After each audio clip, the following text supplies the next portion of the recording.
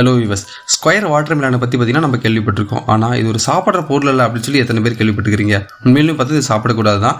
ஏன்னு பார்த்தா பொதுவாகவே வாட்டர் மெலன் வந்து நேச்சராக பார்த்தா ஒரு ரவுண்ட் ஷேப்லேயோ ஓவல் ஷேப்லேயோ தான் வளரும். ஆனால் இதை ஒரு ஸ்கொயர் ஷேப்பில் வளர்க்கணும் அப்படிங்கிறதுக்காக பார்த்தீங்கன்னா இதை ஒரு கேஜில் தான் வச்சு வளர்ப்பாங்க. இதனால் அதனுடைய தன்மையே பார்த்திங்கன்னா மாறும். இப்படி நம்ம அதனுடைய தன்மையை மாற்றுறப்போ உள்ளுக்குள்ளே அழுகிய நிலையில் தான் இது வரும். அழுகிய நிலையில் இருக்கிறத பார்த்திங்கன்னா நம்ம சாப்பிட முடியாது. இப்படியே அவங்க வளர்த்துறாங்க அப்படின்னு பார்த்தீங்கன்னா இது ஒரு கிஃப்ட் கொடுக்கறதுக்காகவும் இது ஒரு அழகு பொருளாக வந்து அவங்க வளர்த்துறாங்களோ தவிர ஒரு சாப்பிட்றதுக்காக இவங்க வளர்க்குறதே இல்லை.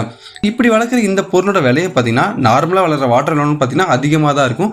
கிட்டத்தட்ட $85 to $90 அப்படின்னு சொல்கிறாங்க. இந்திய மதிப்பில் கிட்டத்தட்ட 8000 ரூபாய்க்கு மேலே தான் இது வந்து விற்குது. ஸ்கொயர் வாட்டர் மெலன் எங்கே கண்டுபிடிச்சாங்க அப்படின்னு பார்த்தீங்கன்னா டோக்கியோவில் தான். டொமோயுகி அப்படிங்கிறவர் கண்டுபிடிக்கிறார் 1978.